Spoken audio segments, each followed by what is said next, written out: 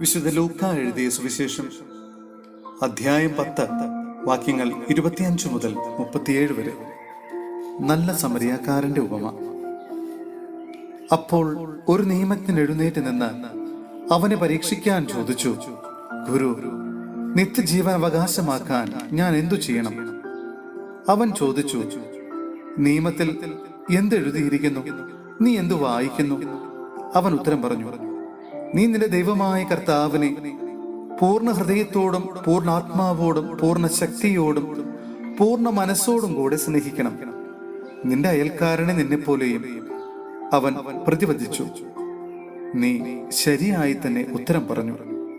ഇതനുസരിച്ച് പ്രവർത്തിക്കുക, നീ ജീവിക്കും.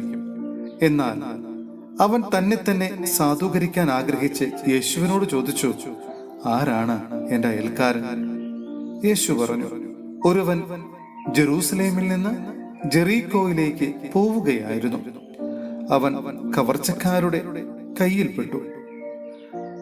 അവർ അവന്റെ വസ്ത്രങ്ങൾ ഉരിഞ്ഞെടുത്ത് അവനെ പ്രഹരിച്ച് അർദ്ധപ്രാണനാക്കിയിട്ട് പോയി കളഞ്ഞു.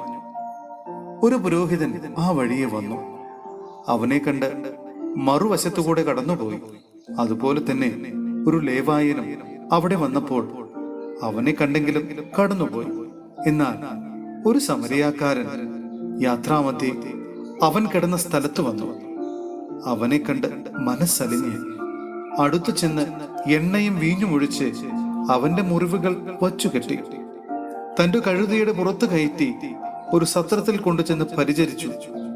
അടുത്ത ദിവസം അവൻ സത്രം സൂക്ഷിപ്പുകാരന്റെ കയ്യിൽ 2 ധനാറ കൊടുത്തിട്ട് പറഞ്ഞു, ഇവന്റെ കാര്യം നോക്കിക്കൊള്ളണം. കൂടുതലായി എന്തെങ്കിലും ചെലവാകുന്നെങ്കിൽ ഞാൻ തിരിച്ചു വരുമ്പോൾ തന്നുകൊള്ളാം. കവർച്ചക്കാരുടെ കയ്യിൽപ്പെട്ട ആ മനുഷ്യനെ ഈ മൂവരിൽ ആരാണ് അയൽക്കാരനായി വർത്തിച്ചത്? അവനോട് കരുണ കാണിച്ചവനെന്ന് ആ നിയമജ്ഞൻ പറഞ്ഞു. യേശു പറഞ്ഞു, നീയും പോയി അതുപോലെ ചെയ്യുക. സഹോദരരെ, വിശുദ്ധ പൗലോസ്ലീഹ കൊരിന്ത്യസിലെ സഭയ്ക്ക് എഴുതിയ 1-ാം ലേഖനം അധ്യായം 7 വാക്യങ്ങൾ 1 മുതൽ 7 വരെ വിവാഹബന്ധത്തെപ്പറ്റി. ഇനി നിങ്ങൾ എഴുതി ചോദിച്ച കാര്യങ്ങളെപ്പറ്റി പ്രതിപാദിക്കാം. സ്ത്രീയെ സ്പർശിക്കാതിരിക്കുകയാണ് പുരുഷന് നല്ലത്. എന്നാൽ വ്യഭിചാരം ചെയ്യാൻ പ്രലോഭനങ്ങൾ ഉണ്ടാകുമെന്നതുകൊണ്ട് പുരുഷന് ഭാര്യയും സ്ത്രീക്ക് ഭർത്താവും ഉണ്ടായിരിക്കട്ടെ.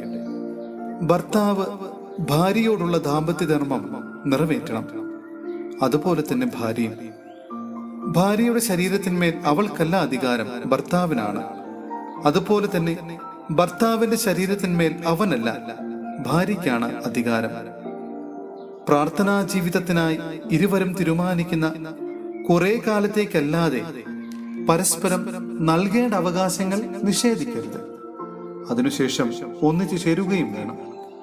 അല്ലാത്ത പക്ഷം നിങ്ങളുടെ സംയമനക്കുറവ് നിമിത്തം പിശാച് നിങ്ങളെ പ്രലോഭിപ്പിക്കും. ഇത് ഒരു ആനുകൂല്യമായിട്ടാണ് ഞാൻ പറയുന്നത്, കൽപ്പനയായിട്ടല്ല. എല്ലാവരും എന്നെപ്പോലെ ആയിരുന്നെങ്കിൽ എന്ന് ഞാൻ ആശിക്കുന്നു.